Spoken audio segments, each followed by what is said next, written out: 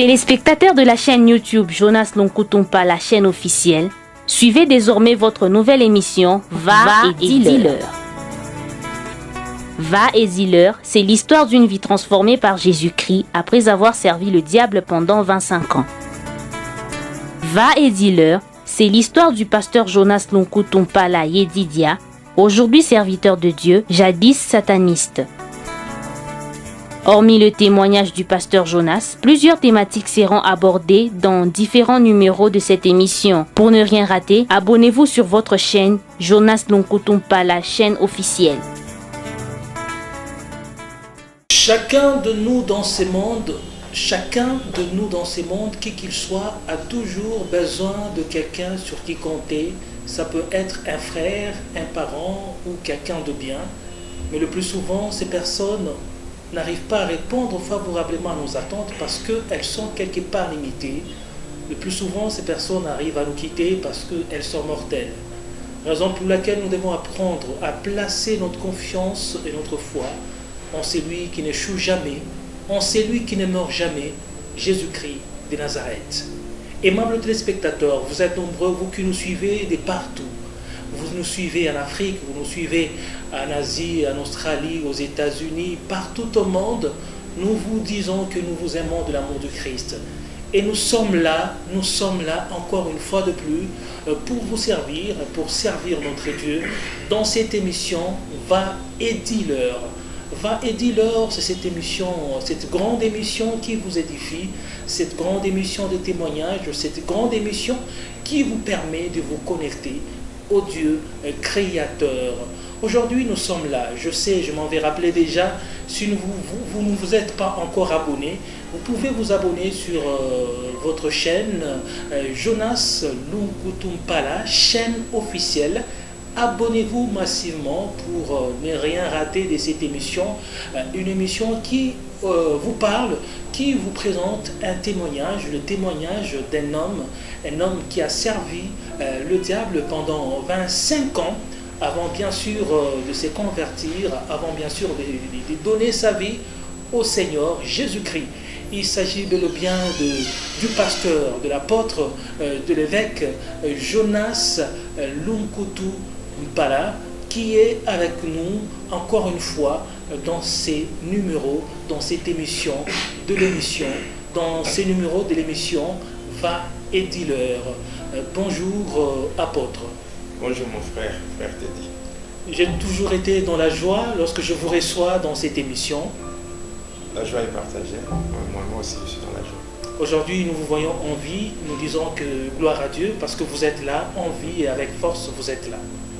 Oui, je suis là, je viens même d'échapper à un accident. Bon, pas échapper, l'accident s'est fait, mais Dieu m'a protégé. Et malgré tout ce qu'il y a eu, Dieu m'a protégé. Voilà, vous venez d'échapper à un accident. Un accident grave, mortel, parce qu'il y a eu des blessés, il y a eu tout ça, des blessés. Et c'était juste quand j'étais en route, je venais pour vous rejoindre pour le tournage de l'émission.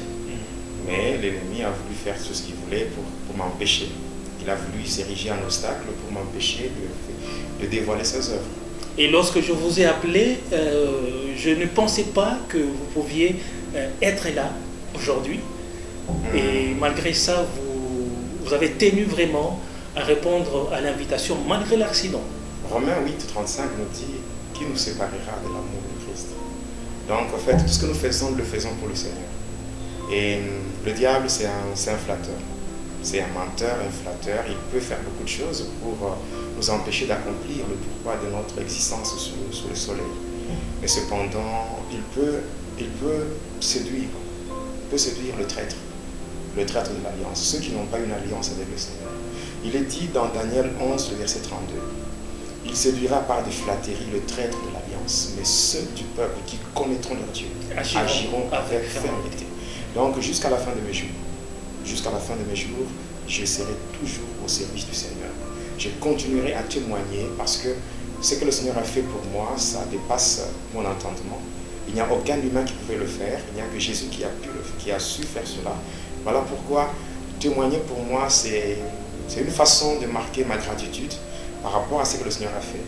Quand nous lisons le psaume 66, verset 16, il est dit « Venez, vous tous qui craignez Dieu, et je raconterai ce qu'il a fait à mon âme. » Oui, ce qu'il a fait à mon âme, le Seigneur m'a tiré de très loin. Il m'a déniché du gouffre de la magie.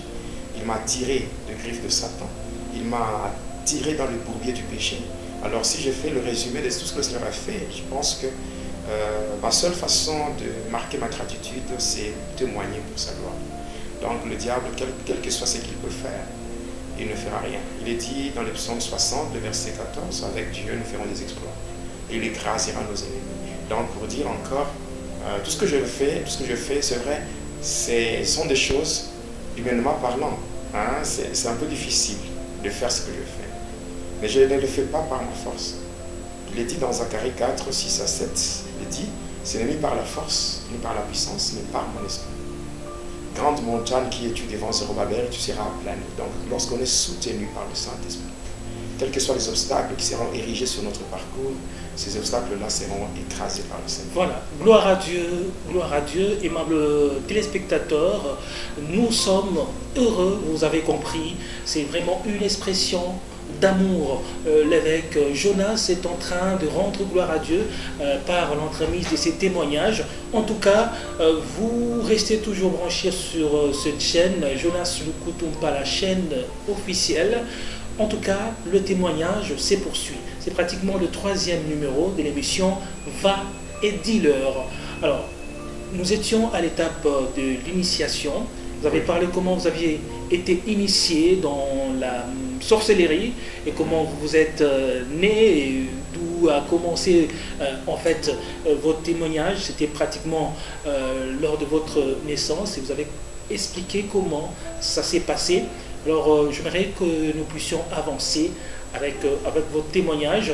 Et il y a eu beaucoup de réactions et de commentaires de nos téléspectateurs. Je pense qu'on a eu à lire tous vos commentaires, aimables téléspectateurs. Et surtout, n'hésitez pas à nous écrire et à nous appeler. Alors nous allons poursuivre notre témoignage avec le pasteur Jonas Jedidia. Merci une fois de plus, mon frère. J'aimerais, avant de donner la suite du témoignage, j'aimerais juste dire que c'est vrai, il y a beaucoup de réactions à travers le monde, dans tous les pays, les différents pays du monde. Les gens réagissent. Oui. Les gens réagissent par rapport à cette émission, par rapport au témoignage.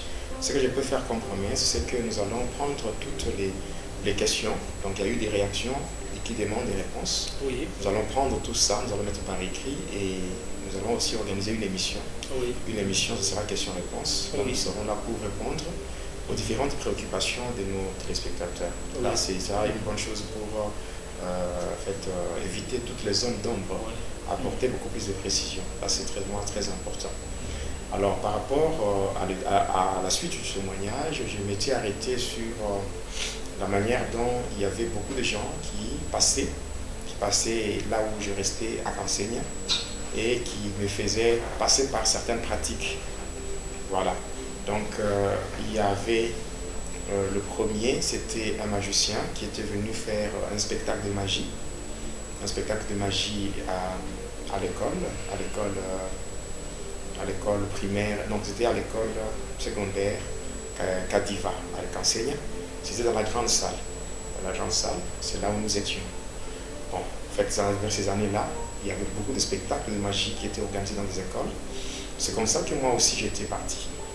Alors là, dans ce spectacle-là, qu'est-ce qu'il y avait? Il y avait le magicien qui devait faire son spectacle et à la fin, après avoir fait plusieurs numéros, à la fin, ce magicien, il avait fait son dernier numéro.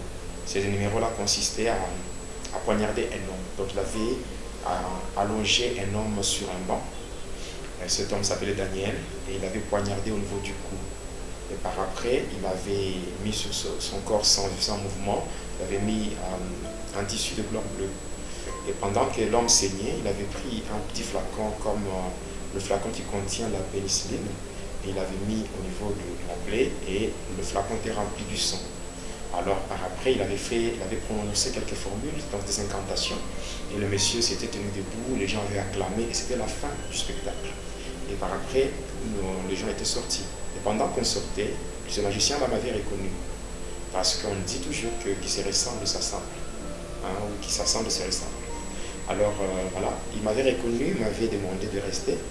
Et quand j'étais resté là, il m'avait donné ce flacon. Le flacon qui contenait le sang humain. Et j'avais bu cela. J'avais bu le sang, pas transformé en vin ou en whisky, mais c'était le sang à l'état naturel. J'avais bu le sang. Et par après, j'étais parti. Il m'avait dit qu'il allait passer me voir à l'école le lendemain, à 10h pendant la récréation. C'est comme ça que moi, j'étais rentré. Après avoir bu le sang, j'étais devenu sadique. Le sadisme, c'est une caractéristique des sorciers. Le sadisme, c'est le désir de faire souffrir les autres. Donc, quelqu'un qui est content de voir d'autres personnes en train de souffrir, ça, on appelle ça le sadisme. Alors, j'étais devenu sadique. Et le lendemain, pendant que j'étais à l'école, j'ai vu, pendant la récréation, ce monsieur était venu et il m'avait pris, nous étions partis ensemble avec lui à la rivière Kadiva. Arrivé là, il m'avait demandé de me déshabiller totalement et après, il m'avait plongé totalement dans la rivière. Il m'avait fait sortir pour dire, en tout cas, ce que tu viens de subir, c'est le baptême. Sache que maintenant, tu deviens quelqu'un d'autre, tu deviens un homme nouveau. Vous voyez même cette nouveauté de vie que les chrétiens négligent. Ça a une grande signification dans la dimension spirituelle. La manière dont le diable combat le chrétien baptisé et les non baptisés, ça c'est différent. Ceux qui sont baptisés bénéficient d'une protection de la part du Seigneur. Il est dit, allez partout, faites de toutes les nations mes disciples. Celui qui croira et qui sera baptisé sera sauvé. Donc quand quelqu'un est baptisé, c'est qu'il est revêtu de Christ. Même dans des attaques spirituelles, ce n'est pas lui qu'on verra. On verra d'abord Christ en lisant la parole de Dieu. Dans Galates 3, le verset 27, la Bible dit, vous qui avez été baptisés en Christ, vous avez revêtu Christ. Donc quand vous avez revêtu Christ, c'est que spirituellement, quand il y a une attaque, cette attaque, quand on vous attaque, ce n'est pas vous qu'on verra spirituellement, on verra d'abord Jésus. Et quand on attaque Jésus, qui peut vaincre Jésus? Comme Jésus est invincible et que vous êtes caché en Jésus, vous devenez automatiquement invincible. C'est vraiment très important.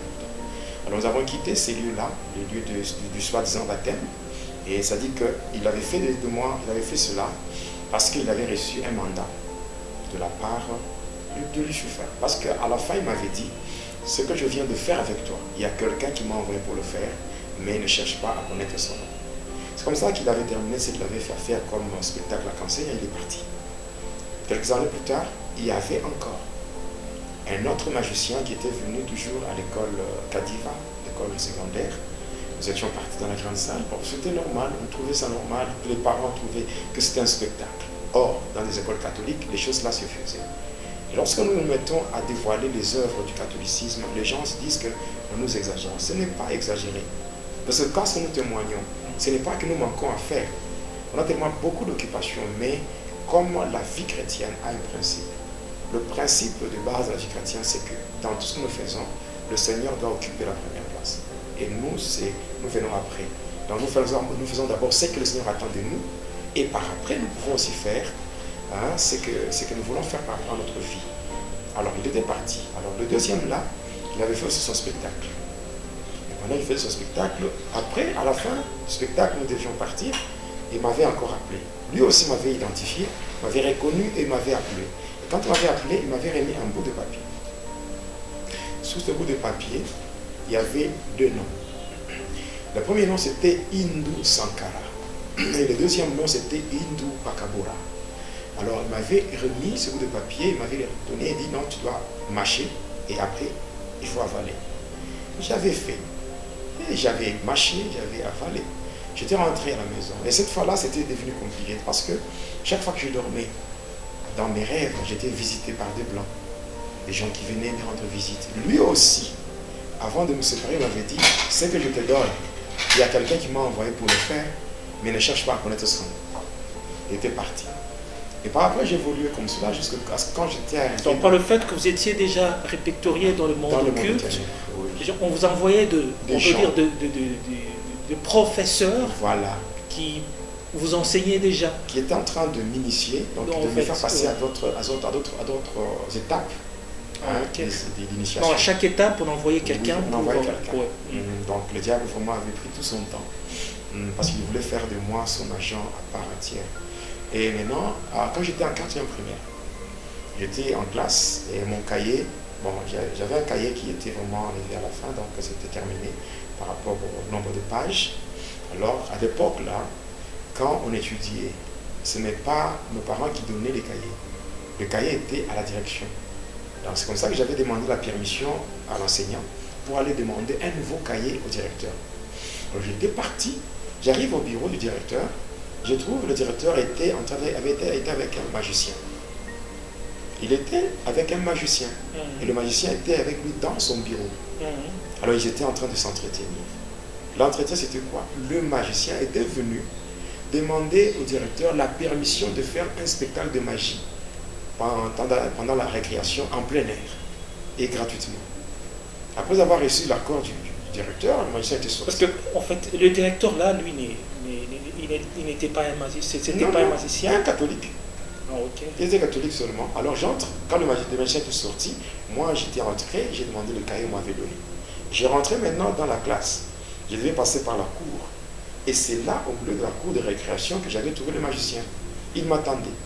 Il m'appelle et je viens vers lui. Alors, en parlant, il me dit, il a introduit la main dans sa poche. Et de là, il fait sortir un œuf, bien préparé, bien cuit. Et il me donne. Il me dit, mange ça. Quand j'ai pris l'œuf, sans hésiter, j'avais mangé. Et puis il me dit, ce que je fais avec toi, il y a quelqu'un qui m'a envoyé pour le faire. Mais ne cherche pas à connaître ça. Ouais, donc la même phrase revenait. C'est comme ça que je devais rentrer en classe. Il me dit non. Lorsque je serai en train de faire le spectacle ou la magie, toi, là où tu seras, tu ne verras que réciter une phrase. Tu diras seulement magasin de l'Inde, magasin de l'Inde, magasin de l'Inde. En fait, j'étais parti en classe et puis à 10h, comme c'était la récréation, nous étions sortis et le monsieur avait commencé son spectacle. Il y avait une foule, il y avait tous les élèves de différentes classes qui étaient là. C'est comme ça qu'il avait commencé. C'était son spectacle. Moi, j'étais là, je ne faisais que répéter magasin de l'Inde, magasin de l'Inde. Donc, tout ce qu'il faisait là comme spectacle, c'est moi qui étais en train de communiquer avec un magasin mystique de l'Inde pour faire venir les différents articles qui apparaissaient. Et on peut dire que le fait que vous étiez là, vous étiez déjà devenu comme son collaborateur direct. Oui, comme un acolyte. Comme un acolyte, vous utilisez déjà. Oui, parce que c'est moi qui faisais venir les choses, les articles qui apparaissaient, parce que quand il faisait des spectacles, là, il prononçait des formules, et il y avait des choses qui apparaissaient. Et des choses, il pouvait mettre une étoffe sur une table, et puis il la lève, et directement les gens voient des choses apparaître. Mais c'était moi qui faisais venir ces choses en passant par l'Inde. Donc voilà. Là, j'étais à l'école primaire, j'étais dans la classe de 4e primaire. Et déjà, à cet âge-là, en 4e primaire, je faisais déjà la magie. Parce que là, c'était moi qui collaborais avec lui. Et après, il avait terminé ce spectacle, il était parti. Mais moi, j'étais resté là, à Kansenyi. J'étais resté. Et pendant ce temps-là, on peut dire que déjà dans la sorcellerie. Oui, la sorcellerie. Oui, j'évoluais déjà. Parce que chaque nuit, je sortais. Mais je sortais, mais pendant que je sortais, là, j'étais parti. Je vous avais dit la fois passée que quand j'étais parti, on m'avait donné des fétiches. On m'avait donné une corde avec des griffes de lion qui était attachée à cette corde et je devais mettre tout autour de mon hanche. C'était une protection. On m'avait donné à la source du fleuve Congo, donc juste à côté de la frontière avec la Zambie. Voilà. Alors j'étais rentré. Alors maintenant, le sorcier de Kansenyi. Le sorcier de Kansenyi a cherché par tous les moyens comment me faire entrer dans leur confrérie de sorciers. Donc il voulait à ce que je puisse adhérer. Parce qu'il voulait, vu que j'étais déjà dans la sorcellerie et qu'eux m'avaient aussi identifié, il voulait que je commence à travailler avec eux localement. Cependant, moi, j'ai quitté pour aller à la source, c'est très loin. Mais je partais là-bas parce que moi, je me réunissais avec les sorciers de ma famille élargie du côté paternel là-bas. Et maintenant, comme eux voulaient que je puisse adhérer, et comme j'avais manifesté une résistance par rapport à l'adhésion qui m'avait été proposée, et c'est comme ça que ils avaient jugé bon de mettre un terme à ma vie. Alors ils m'avaient attaqué de plusieurs manières, j'ai lancé la foudre sur la maison paternelle, et voilà, il y a une partie de la maison qui s'était écroulée. Tout ça, c'était moi que le sorcier cherchait. Donc il y avait beaucoup de choses qui s'étaient manifestées jusqu'à ce qu'un jour, j'étais dans mon rêve, donc je dormais, et dans mon rêve, je vois le chef de tous les sorciers du Grand Seigneur. Il était venu, là, devant la maison, il était venu me menacer. Parce que j'avais refusé cette proposition liée à l'adhésion que j'avais rejetée. Alors, après m'avoir fait des menaces, quelques temps après, je vois apparaître 4 gardes du corps qui étaient venus, donc ceux-là qui étaient mes gardes du corps dans la sorcellerie familiale. Voilà. Ils étaient venus là, ils étaient à 3. Il m'avait dit, mais qu'est-ce que tu veux qu'on fasse de cet homme? J'avais dit là, dans le rêve, j'ai dit, tuez-le. En disant cela, j'ai vu, ils avaient poussé ce monsieur, c'est un papa, et on l'a poussé, j'ai vu, il y avait un trou qui s'était créé directement. Et on l'avait poussé, et il était tombé là. Et je m'étais réveillé de mon lit en sursaut. Le matin, je me lavais, j'étais devant notre maison, je me lavais pour aller à l'école. Je vois le papa là que j'avais vu la nuit, dans le rêve. Et je le vois maintenant physiquement, le matin, très tôt. Il venait. Jusqu'à il est arrivé, donc je me lavais là. Maintenant, quand il est arrivé juste à l'entrée de notre parcelle, je m'étais redressé. Et juste quand nos regards s'étaient croisés, ce papa était projeté, il était tombé par terre, il se relève, il fait demi-tour, il est rentré. Et c'était le dernier jour de sa vie. Parce que c'était le dernier jour, parce que quand il est rentré, il est allé trouver la mort chez lui. Et arrivé le soir, je suis dans ma chambre, je regarde en dessous de mon lit, je vois une coquille d'escargot qui contenait du sang humain. Alors en réalité, cette coquille-là, c'était ce que je devais utiliser comme avion pour aller dans le monde des sorciers. Et le sang qui était là, c'était ce que je devais utiliser comme carburant. C'était le sang de qui? C'était le sang de ce papa, le chef de tous les sorciers du Grand Seigneur. Il avait trouvé la mort et son sang m'avait été donné comme carburant. Alors on peut dire que la puissance sorcellérique familiale que vous aviez à ces temps-là était un peu plus forte que celle qu'avait... Moi, quand on m'avait transporté jusque dans le monde des sorciers, de là, on m'avait pris pour m'amener dans le monde de Satan. Et quand je revenais, j'étais déjà plus qu'un sorcier. Ah, ok. Oui. Donc... déjà trop jeune, vous étiez déjà à un niveau très élevé de... Plus qu'un sorcier, parce que j'ai vécu, j'ai grandi au fond de l'eau. Non, avant de revenir, j'étais au fond de la mer Méditerranée, c'est là où je vivais avec celle qui était ma mère de l'autre côté, c'est-à-dire cette sirène, Marie-Madeleine. Et même maintenant, son département se trouve au fond de la mer Méditerranée. Dans le domaine mystique, on l'appelle la dame de toilette. C'est celle qui était comme ma mère de l'autre côté. Celle qui m'avait fait grandir. Après avoir fait un pacte avec elle, quand elle s'était blessée avec un outil tranchant, et qu'on avait rempli un calice avec son sang. Vous voyez? Donc avec ça, voilà, c'était un pacte qui était fait. Et là, moi j'ai vécu dans ce monde-là. J'avais cette capacité, étant dans le monde de ténèbres, je pouvais contrôler la maison de mes parents en passant par les radars, les écrans XS. J'avais expliqué ça ici, lorsque je parlais sur les 2 codes que le diable utilise pour contrôler le monde. Alors, après ça, qu'est-ce qui s'était passé?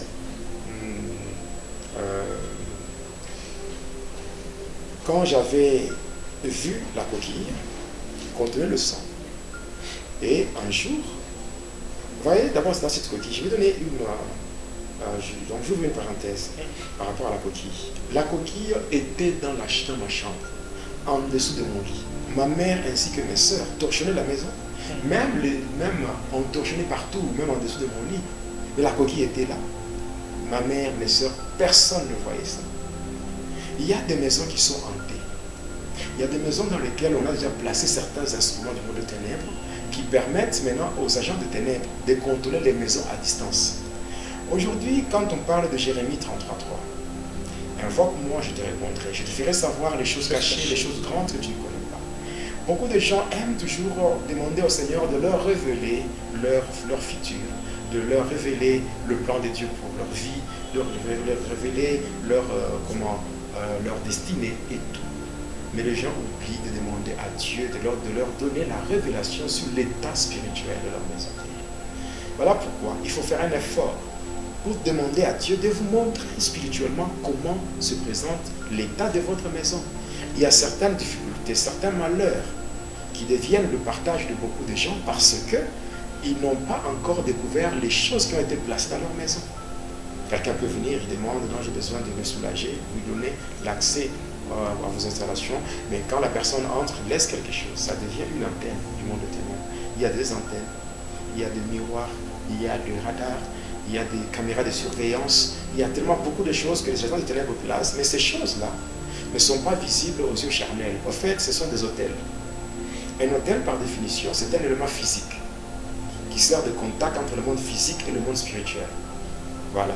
Parce qu'il y a un problème entre le naturel et le surnaturel. Pour accéder au surnaturel, nous étant naturels, il faut qu'il y ait un pont, c'est-à-dire un élément physique qui sert maintenant de contact. Voilà. Donc il y a beaucoup de choses. Voilà pourquoi les enfants doivent demander et prier afin que le feu de Dieu. La Bible dit dans Abdias, chapitre 1er, verset 18, la Bible dit que la maison de Jacob sera un feu et celle de Joseph sera une flamme. Alors quand on demande comme cela, le Seigneur peut faire ainsi que ces choses qui ont été placées, même si ces choses sont invisibles aux yeux charnels, mais elles peuvent être détruites par le feu du Saint-Esprit. C'est vraiment très important. Alors, maintenant, une nuit, je dormais, je vois une personne, donc une maman, à côté de mon lit. Et elle me demande, elle me dit, mais monte toi ton avion et tu me rejoins. Je suis en avion. Et alors elle est sortie, elle est passée par le mur. Alors moi aussi, ce que je devais faire, je devais la suivre pour aller faire certains éléments liés à mon rôle dans le monde des ténèbres. Alors maintenant, je m'étais concentré. J'étais sorti de mon corps et je me tiens à côté de mon lit. Et pendant que j'étais debout à côté du lit, j'ai regardé, j'étais encore allongé sur le lit. Donc je m'étais dédoublé. C'est-à-dire j'ai laissé le corps physique là, mais j'ai utilisé le corps astral. C'est comme ça que les sorciers font avant de sortir. Ils sortent de leur corps physique. Ils font un usage de leur corps astral. Et le corps physique, la personne respire normalement. Ça reste là. Hein? Je vais expliquer dans les jours qui vont suivre la relation qui existe entre les trois parties du corps. Le corps, l'âme et l'esprit. Comment ça s'est fait par rapport au cordon. Le cordon qui relie les trois parties. Voilà. Alors j'étais sorti, j'étais passé par le mur et j'étais parti dans le monde des sorciers. Et là, j'avais réalisé beaucoup de choses. Et quand je suis arrivé, il fallait me donner les leçons. Les leçons de la sorcellerie, il y en a aussi. La première leçon, c'est le sadisme. Le sadisme, le désir de faire souffrir les autres. Donc, quand tu vois quelqu'un souffrir, ça te fait de la joie. Voilà, le sadisme. Ouais, le sadisme. Le sadisme. Il y a même des chrétiens, des gens. Voilà pourquoi parmi les chrétiens, il y a des sorciers inconscients. Vous allez les reconnaître au travers de leurs actes. On reconnaît un arbre par ce fruit. Donc, il y a aussi, après le sadisme, il y a la haine. La haine. La haine, une haine qui ne se justifie pas. Quelqu'un se met seulement à vous haïr comme ça. Vous n'avez rien fait de mal. Voilà, la haine. Donc la Bible dit, dans Romains 12, 21, la Bible dit, ne te laisse pas vaincre par le mal, mais surmonte le mal avec le bien. Voilà. Et après cela, vous voyez par exemple le sadisme. Aimer voir, donc quelqu'un qui aime voir d'autres personnes souffrir. Hein, mais la Bible nous recommande, dans Romains 12, 18, la Bible dit, s'il est possible, autant que cela dépend de vous, soyez en paix avec tout le monde. Oui. Il y a aussi ce qu'on appelle l'esprit de vengeance. Donc rendre le mal par le mal. Donc, la Bible nous dit dans Romains 12, verset 19, la Bible dit, ne vous vengez pas vous-même, laissez agir la colère, car il est écrit, à Dieu la vengeance, à Dieu la rétribution. Il y a aussi la destruction. Donc la destruction, de voir certaines personnes, tout ce qu'elles touchent finit toujours par se détruire. C'est comme ça qu'on manipule même les enfants avec l'esprit des morts sur le plan matériel, où les enfants ne font que casser, abîmer le bien de la maison. Ça, c'est l'esprit des morts sur le plan matériel. Alors, il y a la jalousie trop exagérée. La jalousie trop exagérée. Voilà, la jalousie trop exagérée. Vous savez, la Bible dit dans Romains 13, verset 8, la Bible dit, ne devez rien à personne, si ce n'est de vous aimer les uns les autres. Le Seigneur lui-même nous a donné un commandement dans Jean 15, 12. C'est ici mon plus grand commandement. Aimez-vous les uns les autres. Comme moi-même, je vous ai aimé. Donc, ça, ce sont des leçons qu'on donne de la sorcellerie. Donc, une fois qu'on réunit toutes ces leçons-là, on devient maintenant un sorcier, on commence à opérer. Donc, un vrai chrétien ne doit pas avoir l'un de ces fruits, si je peux appeler ainsi. Donc des signes. Des signes, voilà. L'amour, la haine, la jalousie. Et si on voit un chrétien avec ces signes-là, il doit être spirituellement contrôlé par une main noire qui fait de lui un sorcier inconscient. C'est comme ça qu'après cette étape-là, mon père avait reçu un transfert de son travail. Alors on était obligé de quitter Kansenya pour s'installer à Likasi. Arrivé à Likasi, mon père, suite à une influence amicale, il est allé trouver une maison à Likasi dans la commune de Kikula, et précisément dans le quartier Kolomoni, une grande maison. Mais ce quartier-là, c'est un quartier qui est situé à côté des deux autres quartiers. C'est situé à côté de deux autres quartiers. Et aussi, il y a le quartier donc le quartier Kanona et le quartier Tchachi. Dans ces trois quartiers, la sorcellerie, c'est comme une religion. Je veux dire que même plus de 90% de ceux qui sont là sont trempés soit dans la sorcellerie, soit dans le fétiche. Et c'est dans ces milieux-là que moi je grandis. Au milieu des sorciers et tout. Donc c'est pour dire que je connais la sorcellerie comme quelqu'un qui a étudié ça à l'école. On s'en par l'école maternelle, primaire, secondaire, jusqu'aux études supérieures de la sorcellerie. Mais que la gloire soit rendue à Jésus-Christ, lui qui m'a tiré de là, afin de faire de moi un instrument pour sa gloire. Aujourd'hui, c'est vrai, je ne suis pas fier de mon passé. Je ne suis pas fier de ce que j'étais, mais je suis fier de ce que je suis. Ce qui fait ma fierté, ce n'est pas être appelé pasteur, c'est parce que pour moi, ça importe peu. Être évêque, apôtre, pasteur et tout ça, pour moi, ça importe peu. Ce qui compte beaucoup plus pour moi, c'est être appelé un enfant de Dieu. Voilà pourquoi même les gens avec qui je collabore dans des différents groupes, les gens avec qui je collabore, je leur dis, vous êtes mes frères. Si ça ne vous gêne pas, au lieu de m'appeler pasteur Jonas, appelez-moi frère Jonas, ça ne fait rien. Nous sommes tous des frères et sœurs dans le Seigneur.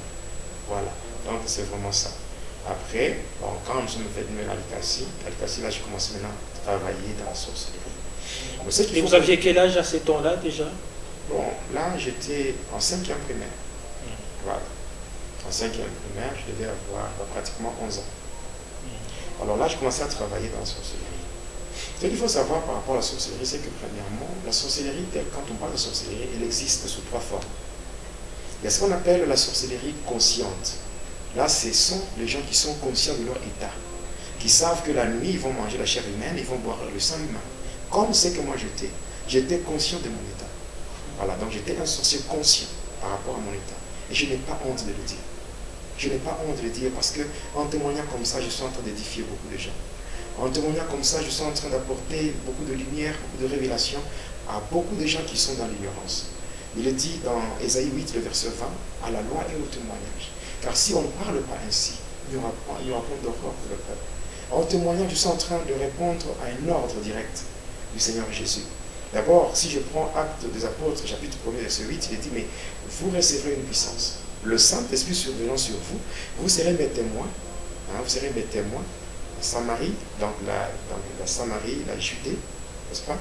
La Samarie, la Judée, jusqu'aux extrémités donc, de la terre. Donc, le Seigneur nous demande d'être ses témoins. Là, donc, nous avons le monde entier qui doit avoir le témoignage. Il y a beaucoup de gens qui sont dans les erreurs. Il y a beaucoup de gens qui sont dans des erreurs liées à certaines doctrines, liées à certaines pratiques, des pratiques païennes. Mais si on ne parle pas, ces gens continueront à demeurer dans ces choses. Et le diable continuera aussi à avoir une main mise sur ces gens. Or, il n'y a personne que le diable a créé. Il n'y a aucune créature qui vient du diable. Il n'y a aucun être humain qui a été créé par le diable. Le diable, c'est une créature comme nous tous. Donc nous devons vraiment faire un effort pour travailler afin que la gloire revienne au Seigneur Jésus. Donc il y a la sorcellerie consciente, les sorciers conscients de leur état. Donc ils sont très nombreux dans les églises. Très nombreux dans les églises, apparemment gentils. Parce que la gentillesse n'est pas influer l'esprit. Dans les églises, il y a des sorciers. Il y en a beaucoup. Des sorciers conscients. Conscients, oui. Qui sont apparemment gentils. Voilà. La gentillesse n'est pas... Est-ce qu'un sorcier peut se permettre d'aller ou d'entrer ou d'œuvrer dans une église?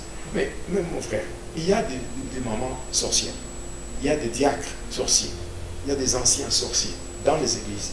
Il y a même des pasteurs sorciers. Parce que quand moi j'ai travaillé dans la sorcellerie, j'avais des pasteurs qui étaient mes collaborateurs, des pasteurs qui venaient auprès de moi pour chercher le pouvoir de la prophétie, la délivrance et tout. Même moi, j'ai fait ce métier de prophète. J'avais tellement beaucoup de gens. Parce que je parlerai dans d'autres numéros, je parlerai de l'occultisme dans l'Église. Comment détecter les agents de ténèbres au sein des églises. Ceux qui sont dans la Kabbale, ceux qui sont dans la magie sainte, ceux qui sont dans beaucoup de pratiques, c'est-à-dire ceux qui sont dans le sacerdoce inspiré, c'est-à-dire la fusion du sacerdoce lévitique et la Kabbale, avec les anges qu'on appelle les 70 génies de la Kabbale, qui sont les anges déchus, et ensemble ils font des choses, des dégâts, les enfants de Dieu par manque de connaissances, et surtout comment embrouiller. Donc nous allons dévoiler toutes ces choses. Comment certaines églises n'arrivent pas à émerger, comment les projets des églises n'arrivent pas vraiment à se réaliser. Comment ça se fait, comment les gens qui aiment trop s'accaparer des postes et des fonctions dans les églises, l'objectif c'est connaître tout ce qui s'est fait comme programme de l'église, projet, et être transféré dans le ténèbre pour que, à partir du monde des ténèbres, que les démons soient mandatés pour créer la lourdeur dans les offrandes et tout, question d'empêcher l'accomplissement de ces projets. Parce qu'il faut savoir que l'évangile est gratuit, mais l'évangélisation n'est pas gratuite. Il y a des moyens qu'on doit engager pour que l'évangélisation s'efface. Donc tout ça, je parlerai avec beaucoup de précision. Il y a la deuxième forme qu'on appelle la sorcellerie inconsciente. Là, ce sont des gens qui ne se reconnaissent pas sorciers, mais qui sont malheureusement utilisés par les sorciers conscients. Comment reconnaître? Il faut faire l'analyse de rêve. Dans le rêve, tu te vois en train de manger. Dans le rêve, tu te vois en train de préparer à manger. Dans le rêve, tu te vois en train de servir dans une fête. Dans le rêve, tu te vois en train de nager dans une rivière. Dans le rêve, tu te vois en train de connaître des relations intimes. Donc la présence des maris et des femmes de nuit. La présence des incubes ou les succubes, c'est-à-dire les démons de la sexualité. Donc ça se manifeste souvent dans de rêves érotiques. Donc de rêves où les personnes se voient en train de consommer l'acte sexuel. Il y a aussi, ça se manifeste dans des attouchements démoniaques. Les attouchements démoniaques, c'est-à-dire que où certaines personnes, elles dorment, mais le matin, elles se réveillent, elles sentent comme si elles ont été caressées.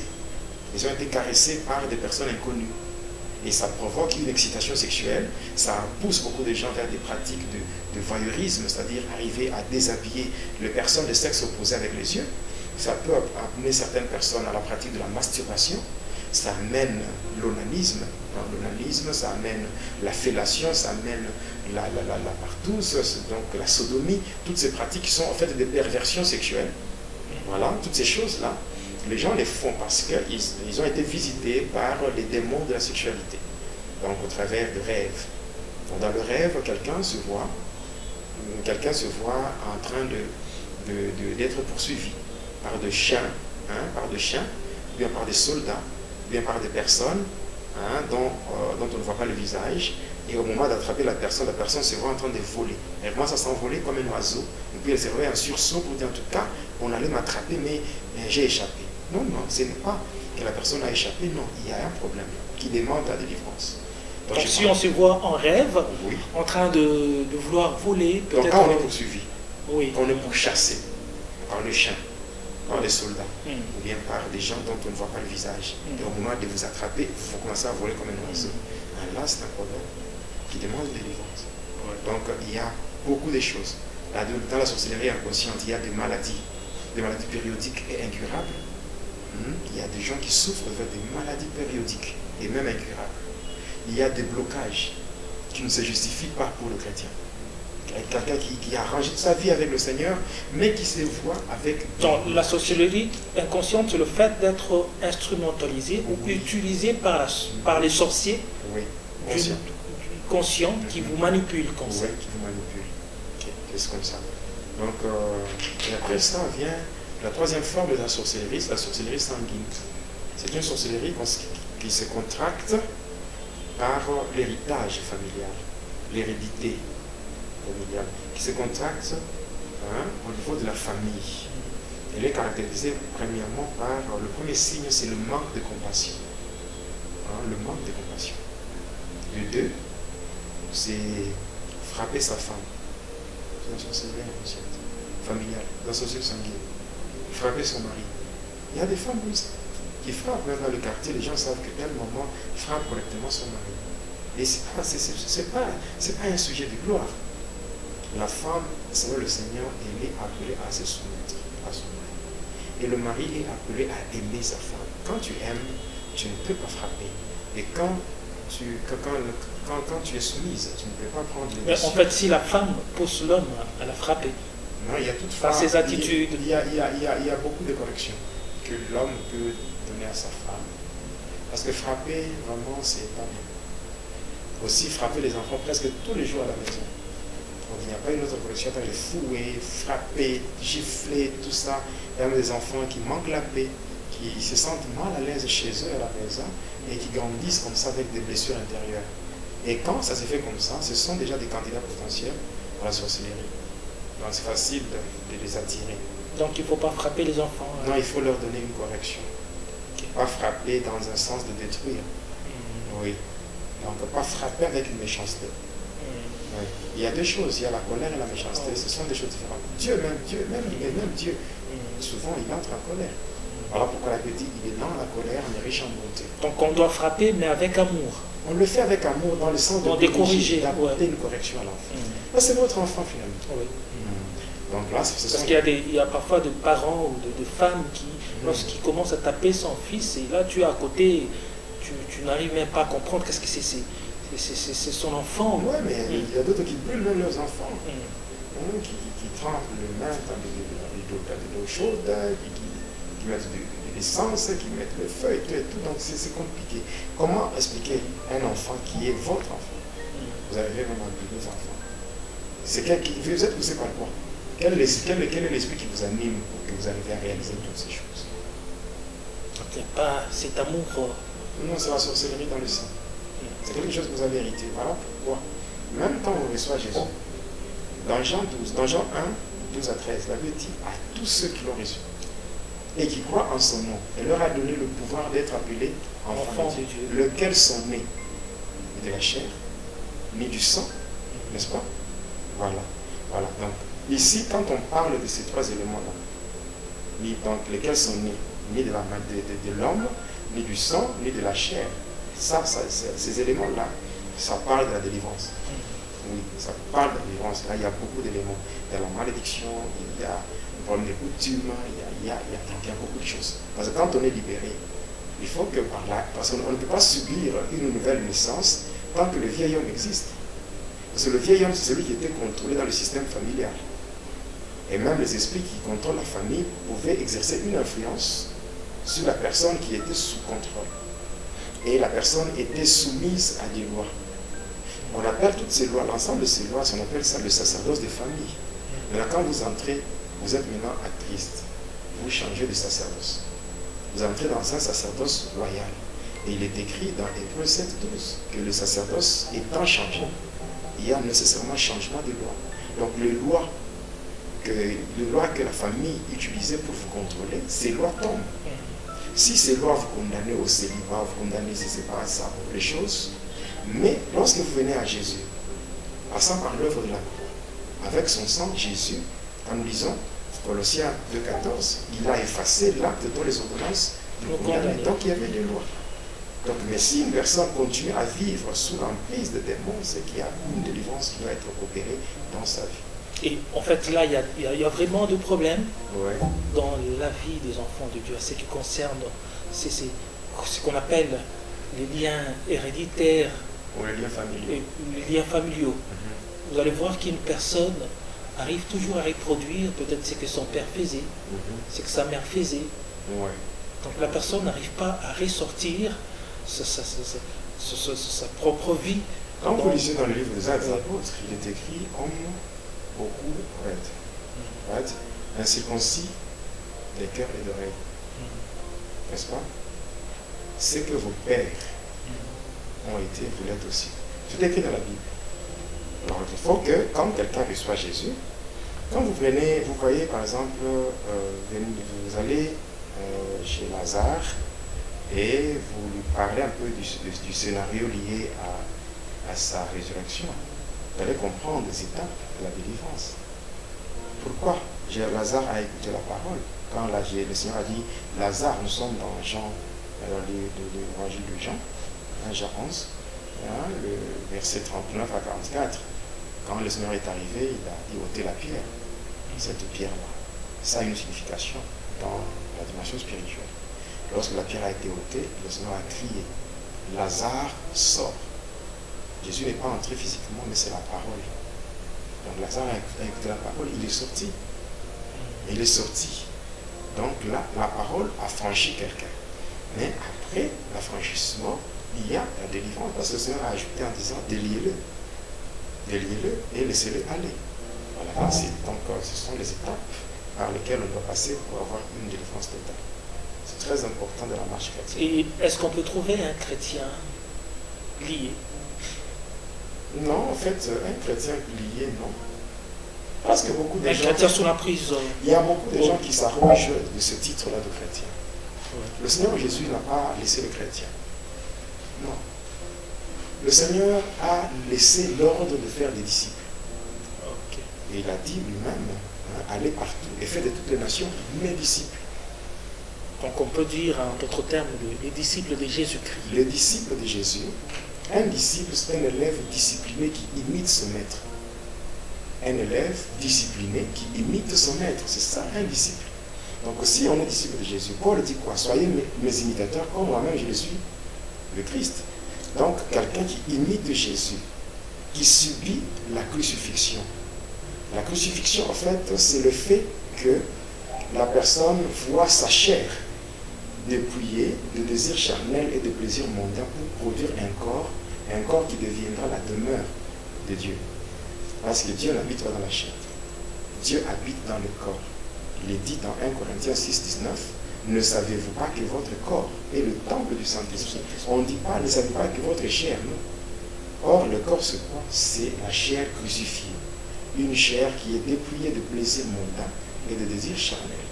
Maintenant, quand l'Esprit de Dieu vient habiter dans ce corps-là, la personne va marcher selon l'Esprit pour ne plus accomplir le désir de la chair. C'est ce qui est écrit dans Galates 5, verset 16. Marchez selon l'Esprit et vous n'accomplirez pas le désir de la chair. Et cette personne qui devient, donc le corps devient un réceptacle dans lequel le Saint-Esprit peut habiter. C'est une personne qui est attachée au Seigneur. Parce que quand on est attaché au Seigneur, on entre dans une symbiose spirituelle. Il est dit dans 1 Corinthiens 6, 17 que celui qui s'attache au Seigneur, il est avec lui un même esprit. Donc l'esprit du Seigneur et l'esprit de l'homme fusionnent. Pour ne faire qu'un seul esprit. Voilà pourquoi lorsque Géasi était en train de tromper à Élisée par rapport à son entretien avec le général syrien, qu'est-ce qu'Élisée lui a dit? Physiquement, Élisée n'était pas là lorsque Géasi s'entretenait avec le général syrien. Mais dans la réponse d'Élisée, il a dit quoi? Mon esprit était là. En réalité, l'esprit qui était là, c'était l'esprit de Dieu. N'est-ce pas? Comme il y a une symbiose, l'esprit de Dieu et l'esprit de l'homme, et l'esprit de l'homme, l'esprit de Dieu arrive à révéler à l'esprit de l'homme la pensée de Dieu. Alors il est dit même dans Romains 8, 16, il dit, l'esprit lui-même rend témoignage à notre esprit que nous sommes enfants de Dieu. Donc il y a une communication qui est vraiment établie. Lorsqu'on est vraiment on a une vie de sanctification, une vie de crainte de Dieu, une vie de, comment dirais-je, on est dans une harmonie avec le Seigneur, dans une communion parfaite avec lui. Alors l'Esprit de Dieu qui est le révélateur, il commence à vous dire des choses qui sont surnaturelles. Et vous préconisez le terme disciple en lieu et place du chrétien. Mais selon la Bible, quand nous lisons le livre des Actes des Apôtres, on dit c'est à Antioche, pour la première fois que les disciples furent appelés chrétiens. Donc, on ne peut pas appeler chrétien quelqu'un qui n'est pas disciple. Parce que les païens d'Antioche n'avaient pas appelé tout le monde chrétien. Les païens d'Antioche avaient surnommé les disciples de Jésus comme de chrétiens. Et d'ailleurs, c'était pour se moquer. Oui. Mais ce n'est après Antioche, que les disciples ont commencé à les appeler de chrétiens. Mais le Seigneur, pendant le jour de sa chair, n'avait pas de chrétiens sur terre. Il y a beaucoup de gens qui s'arrogent de ce titre-là de chrétien, sans toutefois commencez par être disciple. Quand vous dites que est-ce qu'un chrétien peut être lié, un chrétien peut être emprisonné, mais quand vous regardez dans les églises de réveil, dans des groupes de prière et tout, quand on parle de quoi? Non, tu es en prison, tu es ceci, on t'a lié là-bas, on t'a fait ceci, on t'a fait des ceci. morts. Voilà. Or, en fait, si le chrétien devient sérieux par rapport à ce que le Seigneur donne comme principe, parce qu'il y a 7 principes, ou bien 7 éléments qui caractérisent un disciple. Alors, avant d'être chrétien, on doit d'abord être disciple. Il y a 7 caractéristiques d'un disciple. Mais le chrétien font tout pour échapper à ça. Ils brûlent les étapes. Ils ne veulent pas être disciples, mais ils veulent être chrétiens. C'est tout. Alors quand on devient chrétien... Et on peut savoir les étapes en question?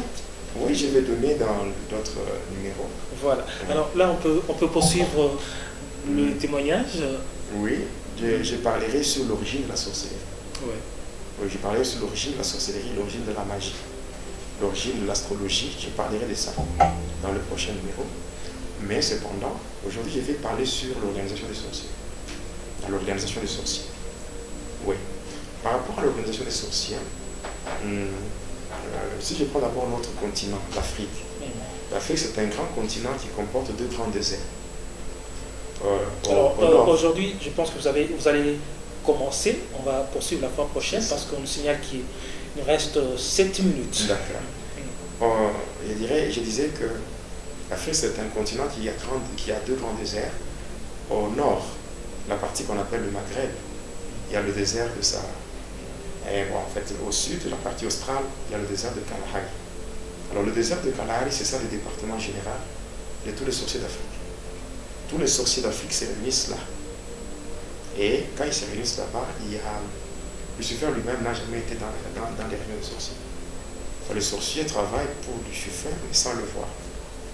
Maintenant, il y a un démon de haut rang, répondant au nom de Hindu Sankara, qui a la mission de prendre le rapport de toutes les réunions et transmettre ça auprès de Lucifer Satan.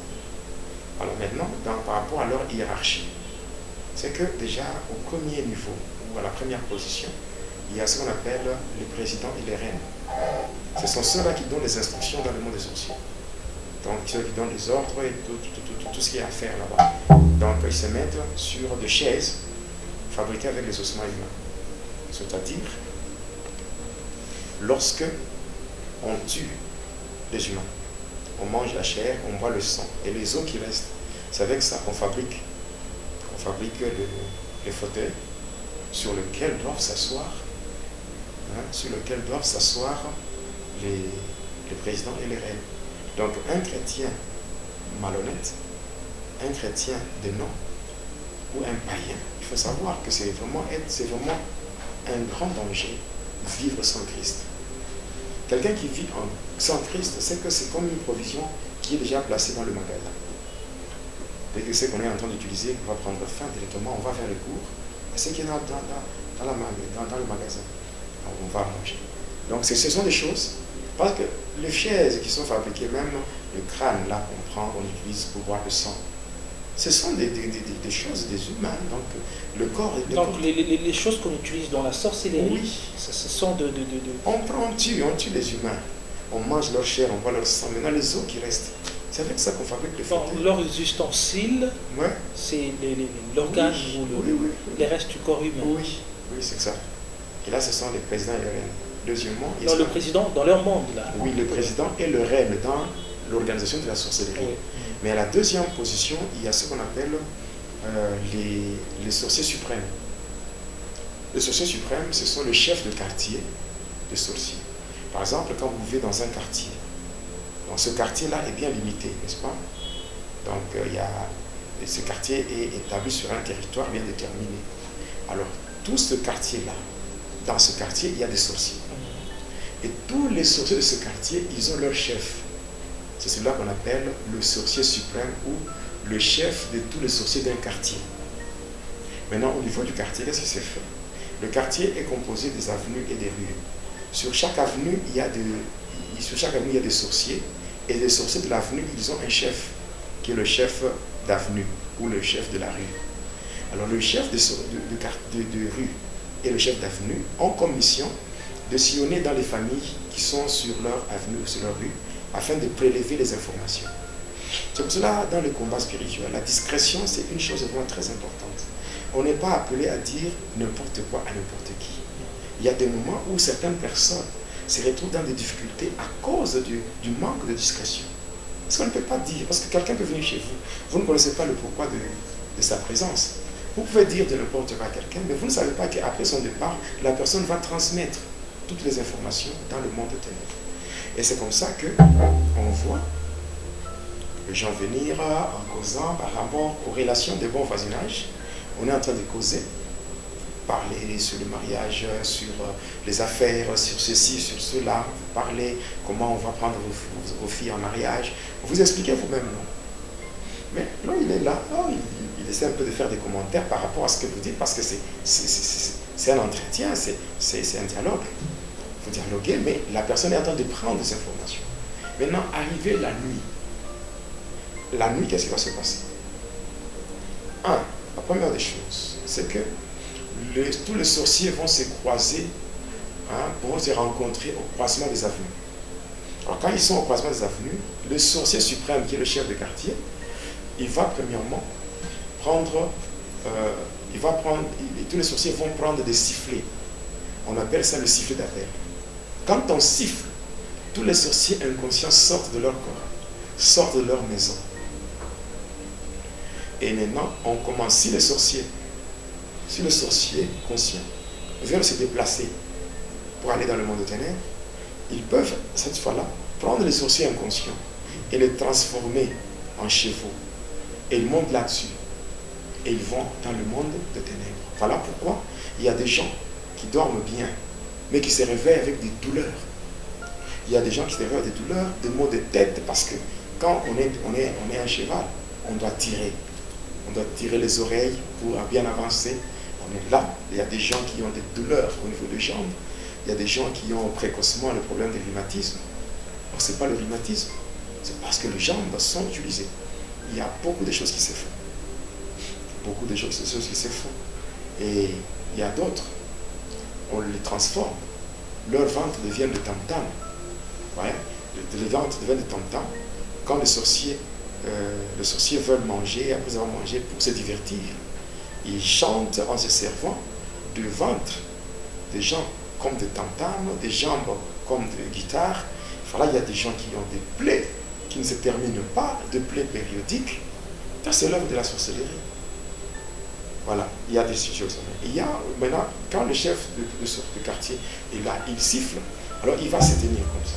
Et le chef des avenues et des rues vont commencer à passer à tour de rôle.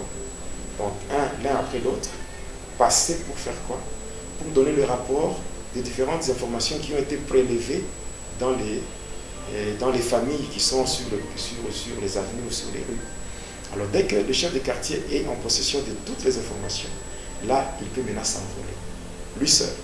Il peut s'envoler pour aller dans les départements, c'est-à-dire au niveau du désert de Kalahari. Et là-bas, il y a des prisons. Il y a des prisons spirituelles. Si les informations qu'il a reçues concernent le mariage, concernent les affaires, concernent la fécondité, concernent beaucoup de domaines, et on va prendre, on met dans des prisons. Maintenant, on va regarder si la chose qu'on a placée dans la prison, cette chose vous appartient. Qu'est-ce qu'on va faire? On va chercher dans votre propre famille un sorcier. Et ce sorcier ou une sorcière, on va l'appeler et on va lui demander de s'asseoir sur la chose qui vous appartient. Cette personne devient comme un géolie. Et cette personne s'assoit sur la chose. Et vous, dans ce monde ici, vous allez souffrir. Vous allez être dans des prières et tout. Tant que la personne qui est assise sur ce qui vous appartient n'est pas encore délogée, vous n'aurez jamais ce que vous cherchez. Il n'y a que l'intervention divine. C'est pour ça qu'on dit toujours, qui est assis sur toi? Qui est la femme forte de ta vie? Qui est l'homme fort ou l'enfant fort? C'est la personne qui est assise sur ce qui t'appartient. Donc cette personne, on l'appelle en d'autres termes le Goliath de ta vie. La personne qui est derrière ton malheur. La personne qui est derrière la situation maléfique ou malheureuse que tu es en train de vivre. Donc il faut que cette personne soit d'abord délogée. Délogée de là où elle est placée pour que la chose soit libérée. Et ainsi, par une pêche miraculeuse, on peut, par la foi, par des fortes prières, on peut récupérer ce qui est de l'autre côté et ramener dans ce monde ici. Donc je pense que par rapport au temps, on aura à continuer dans le prochain numéro. Voilà, aimables téléspectateurs, vous avez compris que c'est un message très fort et c'est un témoignage très fort que l'évêque ou le pasteur Jonas Lunkutumpala Jedidia est en train de rendre dans cette émission Va et dis-leur. En tout cas, soyez toujours connectés sur votre chaîne YouTube Jonas Lunkutumpala, chaîne officielle. Vous pouvez vous abonner sur cette chaîne pour vraiment ne rien rater. En tout cas, on est là pour vous servir. Alors, pasteur, aujourd'hui, j'aimerais que vous puissiez prier pour ceux-là qui nous ont suivis. Et sans doute, il y a des milliers de personnes qui nous ont suivis. Une prière pour eux. Avant de donner la prière, comme nous sommes déjà à la fin, oui. Ce que je vais dire d'abord, c'est dire merci. Oui. Merci à tous ceux-là qui me soutiennent. Oui. Tous ceux-là qui ont compris le degré du combat que j'ai. Parce que dévoiler les œuvres de ténèbres, ce n'est pas une chose facile. Oui. Mais quand je le fais, je prends ce risque-là, je mets ma vie en danger. Et il y a des gens qui me soutiennent. Il y a des gens qui font l'intercession. Oui. Il y a des gens dans le monde qui ont formé un groupe d'intercesseurs pour soutenir le pasteur Jonas. Ouais, c'est très profond. Voilà, il y a maman Abigail qui est aux États-Unis, il y a maman Danielle à Paris, la sœur Lydie Sorta, maman Jocelyne aux États-Unis, il y a ma mère qui est aussi maman Marie qui est au Texas. Donc il y a aussi beaucoup de gens. Ma fille Marie Paulina qui est en Irlande. Il y a tellement beaucoup de gens qui me soutiennent. C'est vrai, aujourd'hui, même ceux-là qui vont suivre ce numéro seront étonnés, dans le sens que ils ont appris ce qui m'est arrivé. Ouais. Parce qu'il y a eu presque un pillage là. Pendant que je m'occupais des accidentés, il y a tout ce qui était dans le véhicule, tout a été pris. Tout a été pris, les gens fuyaient à gauche, à droite avec les effets qui étaient dans le véhicule. Le véhicule, je l'ai payé il n'y a même pas une semaine. Oui. Donc demain, mercredi, ça va faire une semaine que j'ai acheté ces véhicules-là. Et le diable a voulu détruire tout. Je ne saurais pas donner les détails liés à cet accident. J'ai le diable qui a voulu faire ça, mais il est vraiment un menteur. Un menteur, comme on dit, the devil is a liar. Donc vraiment, le diable, il a échoué. Une fois de plus, il y a une confiance en mon camp parce que je viens encore de dévoiler. Et passant par ce numéro, beaucoup de gens seront encore sauvés et d'autres sortiront de la confusion, de l'ignorance. Voilà, donc je vais faire une prière.